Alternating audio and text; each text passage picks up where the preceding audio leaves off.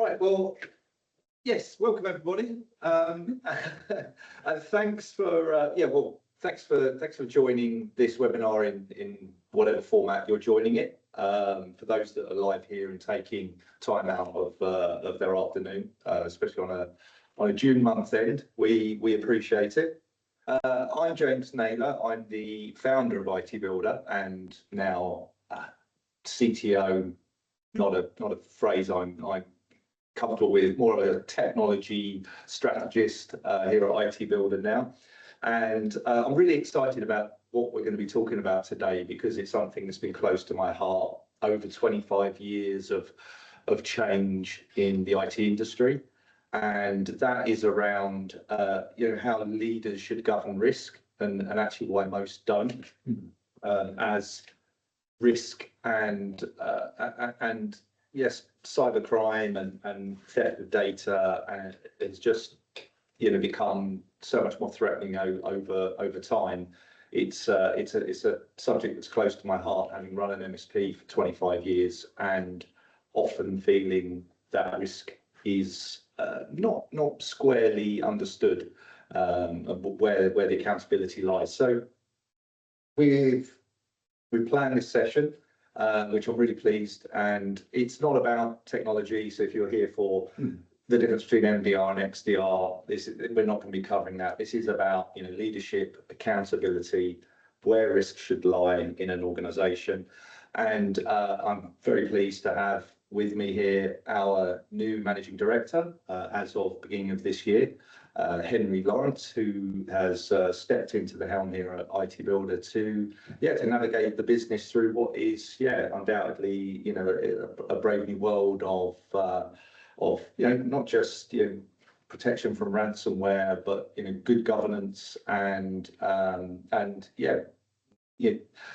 business resilience. Making sure that businesses aren't at risk and liable to fail overnight. So we're going to dig into some of that. So Henry, introduce yourself, please. Yeah, thanks, James. I'd like to echo what you just said there and taking this time out to engage with this content. We're really keen to hear your thoughts and points throughout the day, and equally any questions you may have as we wrap up the conversation. I think what I'd like to say from the outset is that the organizations that we see with the most mature approach to risk are often not the ones that invested most in the technology, but rather have engaged in the cultural change activities to embed risk management within their day-to-day processes. And at the top of that, they have identified an individual in the organization or supporting them that is helping them take ownership of risk within the organization. So, if you get nothing else from today, I'd like you to start thinking about how risk is managed in your company today and how you make decisions on that basis. Yeah. So let's dive into it, and here's how it's going to work. Henry is a very qualified IT security practitioner. He is a CISM certified. For those that means something too, but that means Henry is has a track record and qualifications to go into businesses and manage this kind of this governance and risk exercise, and he's done that for very large enterprises, government departments, financial institutions, and he's very excited to be driving this down to to small and medium enterprises as well. Henry's very adept at PowerPoint, but we've slapped the shackles on him, so there'll be no slide decks today. You'll be pleased to hear, and this is just going to be a conversation. If anyone attends industry events, the kind of the trend these days are these fireside chats that you see people doing on stages, and we're trying to replicate that here because I certainly go to some events and they're the ones I get the most from, that kind of conversational, anecdotal, genuine thought leadership and experience. So my attempt here is to put some questions to Henry, tease out some of that expertise that I hope is of value to you guys viewing. So I want to just kick off with our first question, which is, we've had a lot of conversations this year over the course of the first half of this year with business leaders and IT managers, and very commonly we've seen, certainly business leaders, there's a perception of, yeah, I've got that covered. I've got an IT team. We've invested a ton of money in tools, and we're golden. But as soon as we probe that, it kind of the risk isn't really understood, which we feel is the problem, and hence the reason for this for this webinar and this discussion. But equally, the IT managers we speak to, there's a perception weight of expectation on them, and that they don't fully understand where the risk lies, and should accountability lie solely with them. So for the benefit of everybody, can you kind of unpack what is going on there? Because it's definitely happening, isn't it? Yeah, I think it's best described as the delegation trap. The technical side of security operations is handled, figuratively, and in the minds of leadership. So they've delegated the operational elements of IT, and thus leadership team feels that the risk has thus been delegated. And this means that in their minds, the technology can be outstanding. You might have an enterprise grade EDR solution in place. Your patching might be automated, but this has led the organization to feel that the risk is acceptable. And that's a leadership call, fundamentally. It's not down to those delivering the controls on a day-to-day basis. The risk is actually held at the top of the organization in reality. So what I often see is the IT team is doing a great job in delivering, the controls on an ongoing basis. But when it comes to reporting and giving leadership insights, that's often going into a vacuum. It's not speaking the language that group within the organization speaks. And so when it comes to asking the right questions, it gets really tricky, because there's a breakdown in communications between those two sides. So best analogy would be that, you, through managing your finances with Excel and using an accountant, you feel like your liquidity risk is covered. No organization feels that way, but those similar fallacies exist within the security space.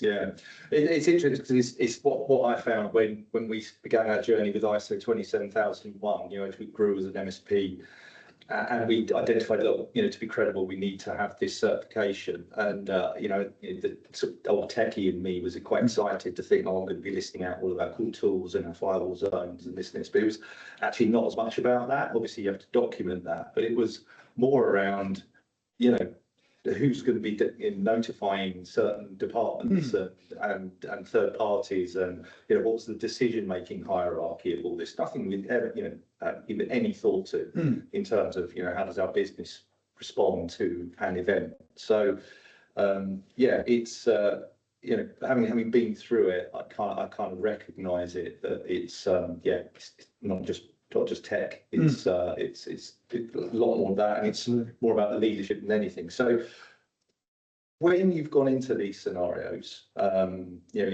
real life, real world, and you're asking those questions, kind of what are you finding? What's what the outcomes there? Yeah, sure. So there's sort of three scenarios which you find in almost every instance. First one being that the IT manager is the one that's owning that risk on an ongoing basis. So they're highly technical in their understanding, but generally they are under-resourced in terms of influencing the board and helping them come to effective decisions on security, because ultimately they're not given a seat often at that table, and they're often working with the resources they have. So, that is a risk in itself, that breakdown of communications and influence. Second, which is equally, if not more worrying, is that nobody owns it. So there's an assumption in the organization that IT handles elements of security. HR might handle elements too when it comes to joiners, movers, and leavers. It's sort of dispersed and opaque, and no one's quite clear where the buck stops. And then finally, and potentially the most concerning, is where the CEO in theory owns it, but in practice is highly disengaged from the operational activities across the organization. Security is never discussed at the board meeting. They don't access the right data points to make good decisions, and so ownership is again underperformed, and real risk decisions are unmade. So what this looks like when it's working well is there's a named person in the organization rather, who has the ability to speak at the board level, translate business level risks, but also work with IT managers to extract that information, provide a forward look in terms of where investment needs to go in the coming months, potentially where investment can drop because actually we are above our risk management threshold in certain cases. You don't need to boil the ocean when it comes to security, but you do need a good understanding of where in your environment you're exposed, and where you'll need to make strategic investment decisions. So that's like you're painting a picture of what good looks like. Roll me forward and say, what does bad look like? And what are you seeing when it isn't done properly? Yeah, absolutely. So I think the key is that organizations are, when it's playing out a bad way, an incident occurs, and the organization as a whole immediately goes into crisis mode, right? And so, you were meant to do that.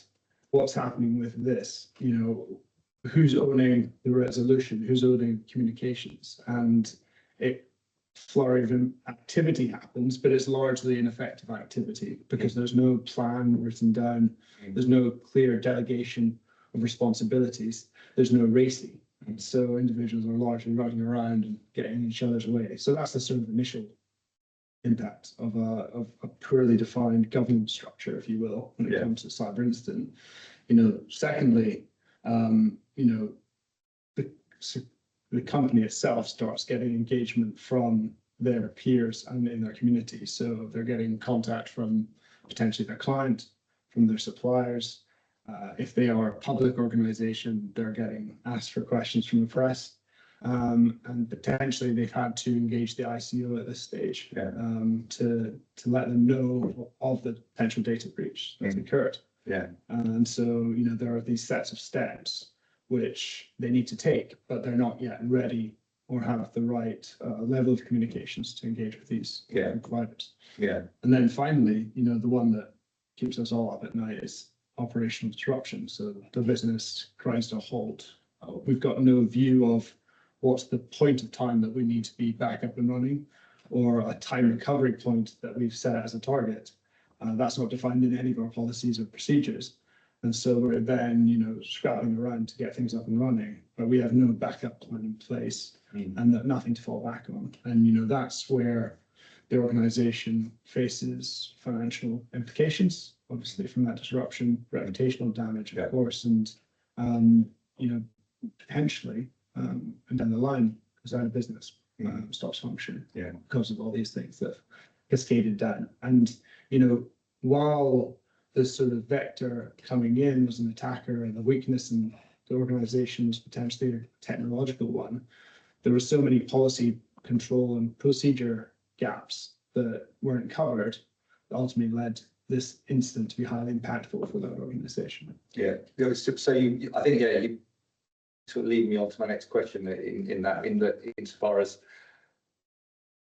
other bodies or other third parties are now asking those questions ahead of time, aren't they? Insurers, supply chains, industry bodies are now making that a requirement. And those are getting more and more stringent. I mean, just anecdotally, we set up our own department for this back in its early form was around 2018, around the GDPR time, because of the influx of questionnaires and audit work we were having to do. But even that has just grown exponentially, and we went on journeys with Cyber Essentials and built a service offering around that in our business. And even just like recently, we've just been onboarded a new customer re-engaged with the customer who's just actually come back to us. And our first piece of work was to do a really deep questionnaire. And so why is, if you've invested in tools and you've done, maybe gone to the extent of doing the cyber essentials certification, why isn't that enough? Like, shouldn't that be, isn't that, something you can just say, look, we've demonstrated? Or, Yeah. where does it fall short? So cyber essentials, I want to be clear, is I think it's been a great step forward in the ecosystem. It's lifted a lot of organizations up to a level which they potentially wouldn't have got to before. But it is very much at the moment, a once and done health check on your environment. So it's ultimately Self-certified. Yeah. So this would be entry. Exactly. Yeah. So you're checking the locks and alarms are fitted and working to an extent at that point in time. But it's not necessarily telling you who is managing those protections on an ongoing basis. It's not telling you there's a procedure if the lock is broken, if someone loses the key, or the alarm is faulty. So it's there to ask and answer the question, are tools in place, but governance and risk management are there to test on an ongoing basis how effective those tools are at keeping you safe. So think of it, I think, in these levels, in this hierarchy. Cyber essentials is there as your basic hygiene check. Your ISO and compliance around that level are looking really whether you've got a system to manage those controls and ownership around them. And then, the level up from that is your risk management and maturity framework. So this includes NIST, for instance, which is, all about continuous improvement, all about, improving your security to ensure that you're covered for the emerging risks within the environment. And, being highly scrutinous of your environment and ensuring that you are keeping up to date with what's changing in the environment. Each of them serves a purpose, but it is important that organizations understand what they're there to do. You say like keeping up to date, and it's something that is changing like overwhelmingly. I mean, I can't keep track of it anymore. I struggle to, being an old greybeard in the industry. That the new legislation and the changes that are coming through. You've got the cyber resilience bill. We've got new Marty's Law. We've got this new legislation coming all the time. Could you just spend a bit of time talking about what's here and now, what's coming, and what businesses should be mindful of on that? Yeah, no, it's a really good observation. I think if you look back 18 months, a lot of the legislation, a lot of the compliance questions looked a lot different and ultimately a lot less onerous on end users. The sort of level of scrutiny that is now being asked of SMBs mirrors, in my eyes, what a lot of big enterprise businesses were being asked to do only a few years back. And, in those cases, they had whole teams of risk and compliance folks who their job was dedicated to resolving these compliance questions. I think if we're looking to sort of put a point in the sand, line in the sand where they started, GDPR is the one that really came and started influencing how businesses operate on an ongoing basis. I think its implications are massive, but organizations probably still underestimate the impact that it's have. So the ICO needing to be informed of a breach in 72 hours, that not being, an expectation, but actually a legal obligation for organizations. The distinction between data controller and data processor being made and being fundamental to how organizations like ours do business. The enforcement of GDPR on an ongoing basis for, organizations large and small, truly changing the field. You then have, what's coming down the road in the cyber resilience bill, which is, just giving Royal Assent and is expanding that regulatory net much further than just data, but much more on the ability of an organization to respond to an incident, but also having the evidence that they can do so on an ongoing basis. So, this is really require organizations to be able to manage risk on an ongoing basis, not just, being able to react when something goes wrong.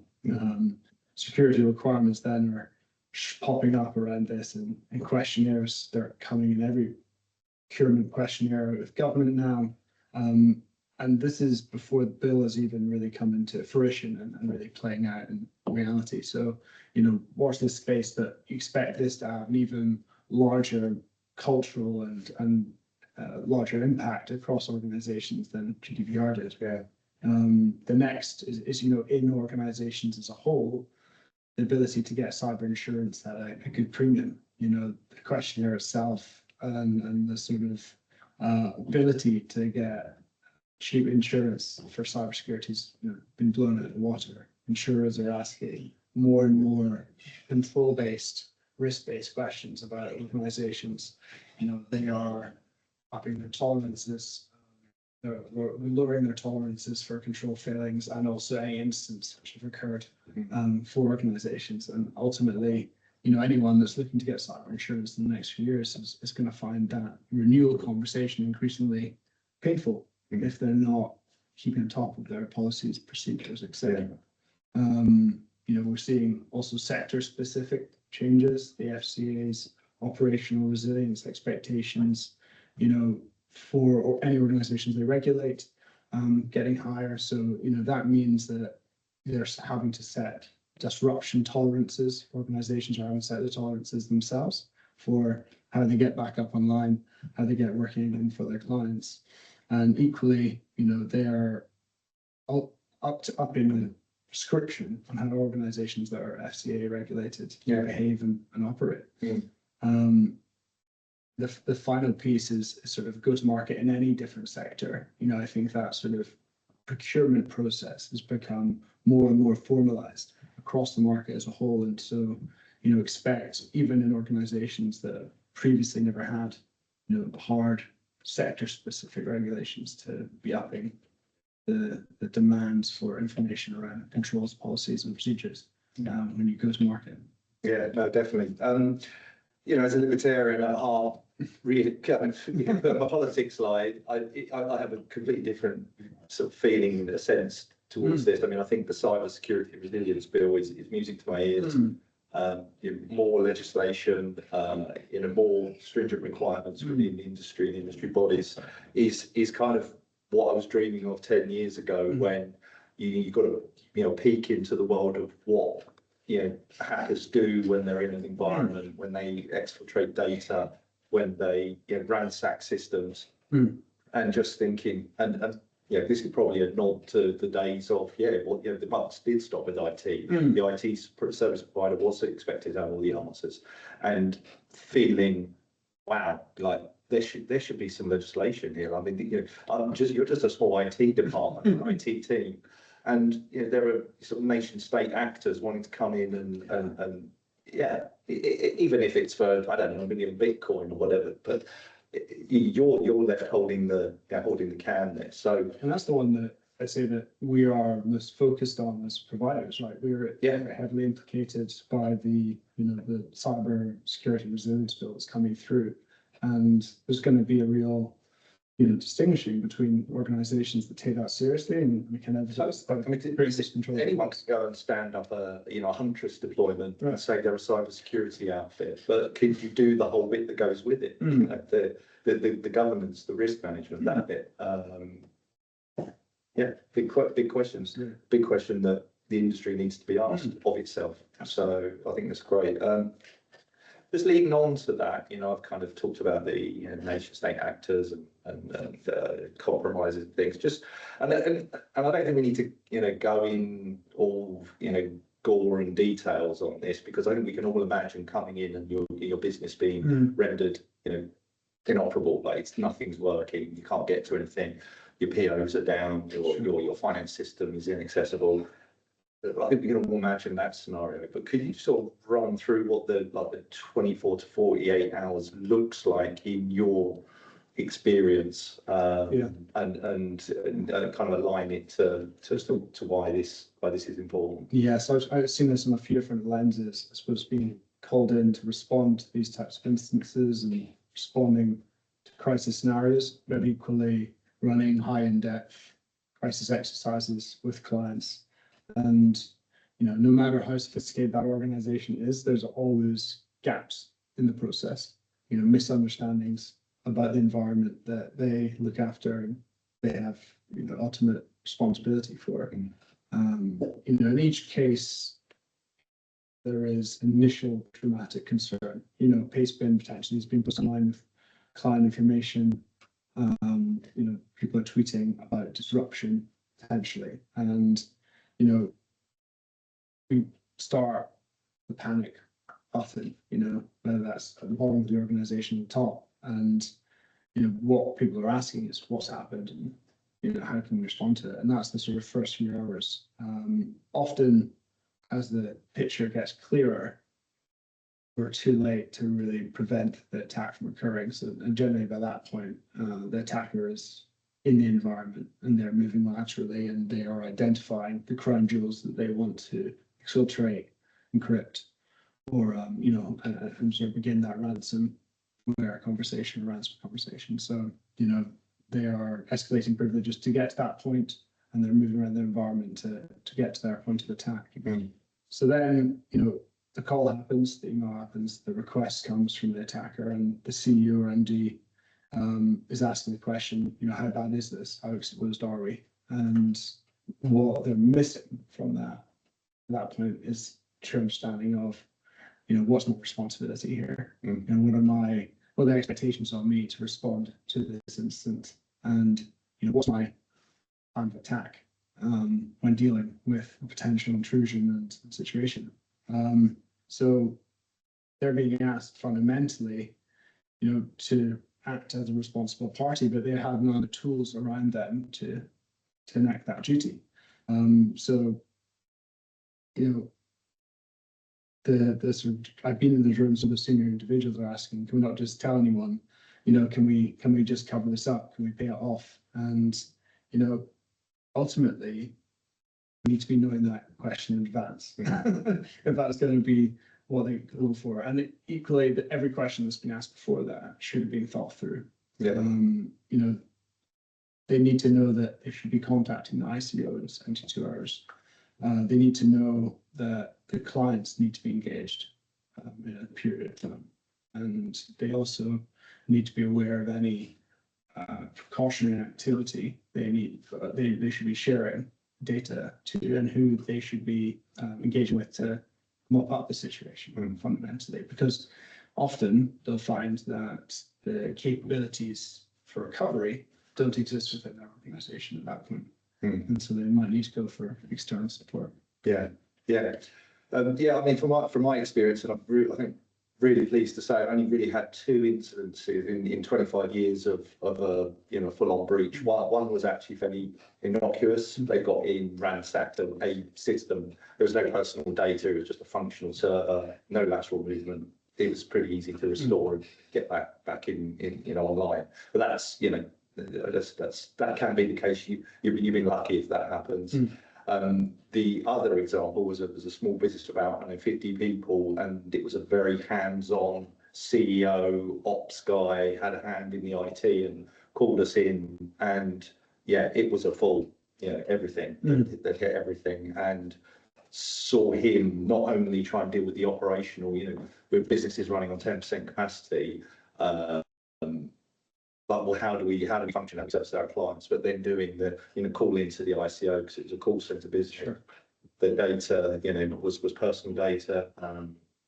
It just seemed him trying to react issue problem by problem was he did an incredible job, but no one would want to be in that position. It took himself his life. It took 2 weeks and then probably 6 weeks in total but that fortnight was horrendous to see. So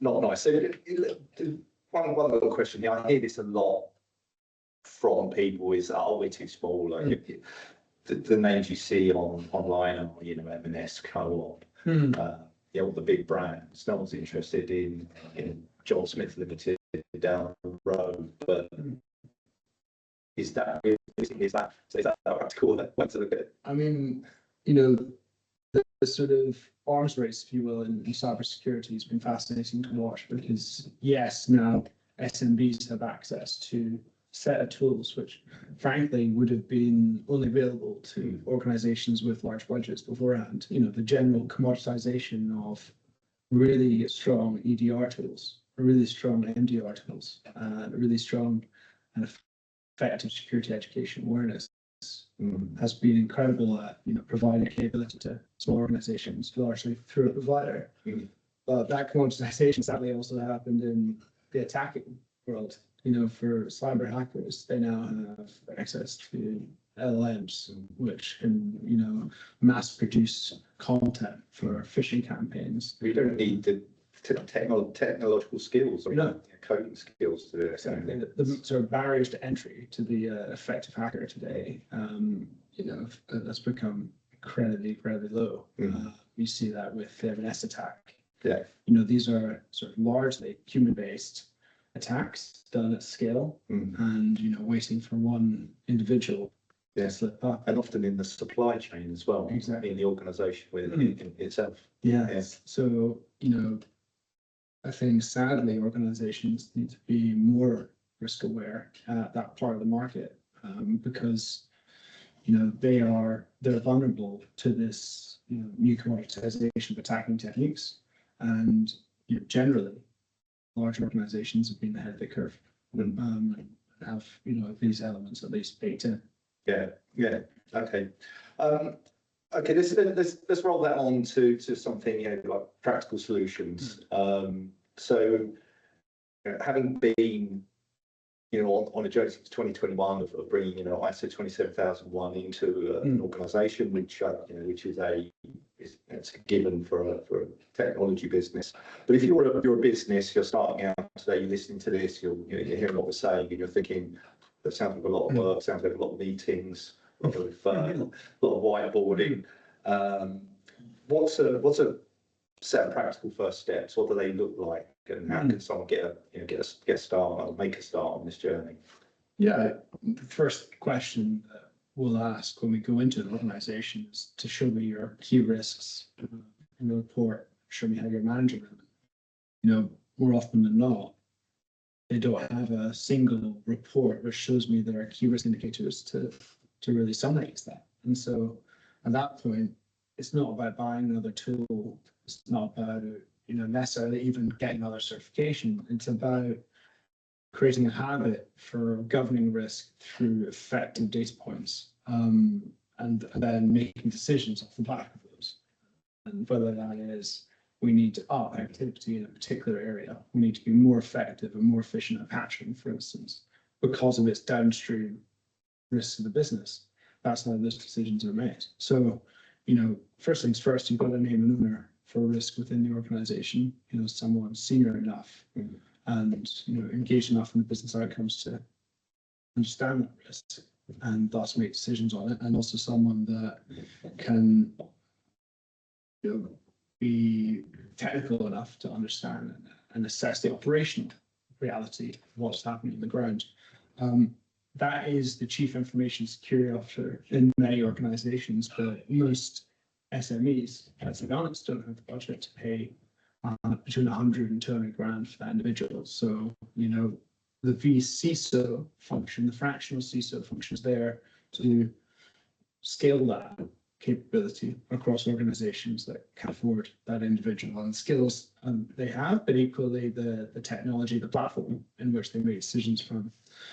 Secondly, it's about having an up-to-date risk register that's kept in a central platform that everyone can see, that's engaged in enterprise risk within the organization, everyone can engage with, that is tracked on an ongoing basis, where threats are named, the impacts of them are understood, and the likelihood of them are understood as well, in order for us to create some pressure on getting those mitigated or accepted or ignored, depending on the decision for the organization. But fundamentally, it's that visibility, which is key with the register.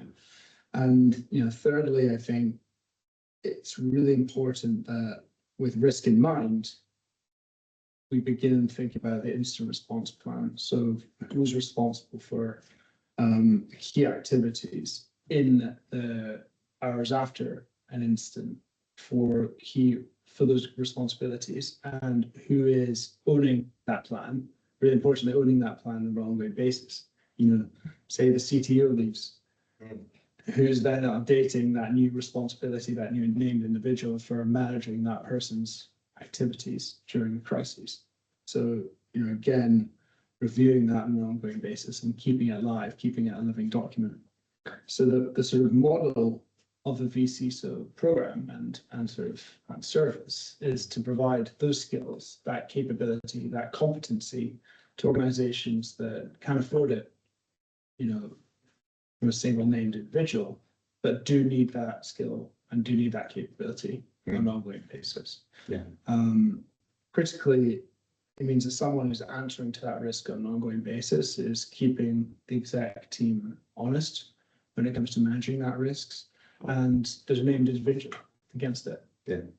All right. So I'm hearing a risk register, a list of risks, identifiable risks within the business, and names against it. Yeah, that's key. So conceivably, a management team could make a start on that, but it's about building in that review cadence, that ongoing improvement, and I expect also making sure that it's understood and known through the organisation, which isn't as easy. Anyone can sit and build a document, but how have you got to kind of any tips on how you make that kind of part of the business's culture to understand that? So I think what else has happened in the space is that the tools to distribute information around risk have become so much better. So, there exist these incredibly user-friendly platforms which risk can be managed, tracked, and sort of, information around that risk can be distributed.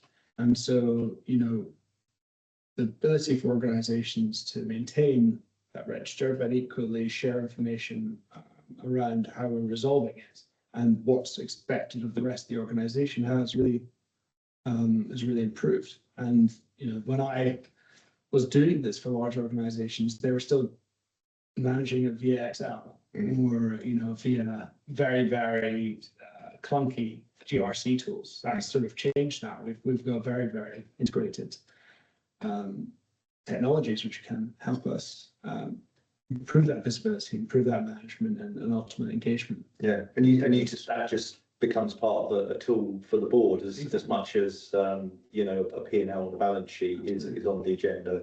That a review of that report is pulled off of that and go right, well, where are we this quarter? Yeah, exactly. Okay. Yeah, well, it's useful. Right, so I think we're out of time now.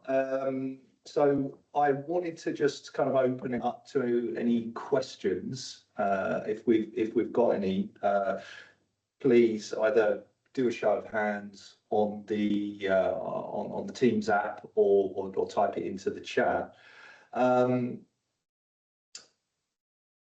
I could kind of, I keep going on about ISO 27001. I bang on about that all the time. It's bit of a fanboy on that. But let me ask you this one.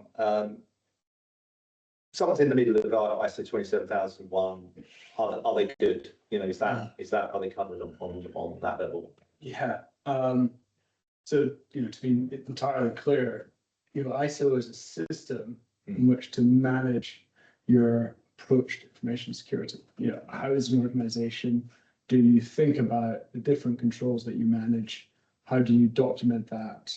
How do you act on it? It's hugely valuable, but I'd be lying to everyone that's engaging with this if I said that no ISO 27001 certified organization has never been hacked. That clearly isn't the case. So what's required is that rigor behind the process that you're putting in place. It can't just be a once and done exercise. It's got to be something you live and breathe. And for most organizations, when they've ever done it for the first time, they'll find that yes, they passed, but they've got a set of things that they need to come and improve on. And the question is then, leading up to that next audit, that next surveillance audit, have they done the improvement activities to ensure that they are comfortable with the risk that they sit under them rather, and how painful is that next exercise going to be? Say that they haven't had a cyber instance, how are they going to show up the next year having, not made those improvements, having let their, ISMS system, that information security management system just sell a shop. Yeah. And that's the question I'm going to ask. So the certification is it's a process. Something that requires proper governance, and you've got to ensure that output is not just you're right. It's a management system. Yeah. It's not a governance Exactly. tool. Absolutely, and which actually is good. Is just got a question come in here, which I think this is coming from an IT person or an IT manager, but it's kind of saying, how do you get buy-in from a board that's like seeing cyber just as a cost? And a business risk. Have you got any tips for an individual who might be feeling that? I'm sensing someone who feels that the spotlight would be on them in this, and they want engagement Sure. from the leadership. Yeah, I think that's key is not translating the risk, right? It's what does it mean for them? MDs, CEOs in this day and age have a number of expectations on them when it comes to public engagement. Comes a responsibility for their clients. And so it's about translating the risk that they face into terms that they understand, not talking, tool specific, not talking about statistics or patching again or phishing campaigns. It's about if we don't get this right in the next 6 months, we've got a significant chance that our business will grind to a halt. And, my favorite statistic that I ever had when I was, a cyber delivery consultant was, what's our speed to market going to be for this new application? This is working in a bank. And, the expectation was that as a security team, we had to be on our game, providing the right controls in order for the bank to hit that new release, for it to achieve its business goals that year. And if we weren't investing correctly, then we were going to miss out on a key milestone for the organization. And so it's explaining that, security isn't just a cost base, it is something which is generally going to hold back our organization from achieving its business goals, whether that's in a procurement questionnaire or whether that's securely releasing new service. I think the other important bit to mention is the cost doesn't always need to go up. You don't always need to boil the ocean when it comes to security. It's about making strategic investment decisions in the right places over time. That is risk-based decision making. And so, appealing on that front to the board, that, it's about making informed tactical decisions over time, which are going to benefit the organization, and ultimately weighing up cost benefit of certain controls. Well, I'm hearing the first bit you want to pitch to the CEO, and the second bit to the CFO. Yeah, that's right. I think you might get you're going to get someone. Exactly. Okay. All right. Well, that brings us exactly on time. So we've done our 45 minutes. I just would like to thank everyone again for tuning in, however you've consumed this content and connected with us. We appreciate you sitting through and listening to it. Hopefully it's been useful. Hope it's had some value for you. I would like to just draw attention to our website. We've been running a 10-article piece over the course of the last few months on vCISO and what that means, how that works in practice in an organisation, and we've also got a lot of kind of commentary on some of the recent legislation, some of the new things that are moving in the market that we thought were notable around the topic of governance, risk, and business resilience in general. So if you did want to dig a little deeper, there's plenty of content there on our GRC page to go and consume. If you were had questions or wanted to go a little bit deeper into anything we talked about, please do make contact with us. Henry and I are open for meetings. We've still got plenty of time on our calendar for new meetings, and would welcome a meeting with anyone to go and talk about this. It's clearly, hopefully that's come across as a subject we're both quite passionate and a little bit nerdy about, but in a good way. And I'd just like to hand over to Henry for just to part and comment. Sure. Yeah, so I think finally for me, the key point I'd like you to take away is that cyber risk is not a technology problem. It's not a problem that is just managed by your IT team. It's a business problem that faces everyone, and everyone has a level of responsibility for. But fundamentally, it's a conversation that needs to be had at the leadership table. So you don't need to understand your technology in order to make effective decisions about it, but you do need to understand the exposure that your organization faces, the obligations you have to your clients, to the authorities, and to the people in your organization. And once you have that, along with an effective plan for managing your risk, then the rest follows. So I'd like to thank you all for joining again, and thank you for engaging with this material, and thank you, James, for the great questions. Really enjoyed that. Yeah, great. See you soon. Thanks all. Bye.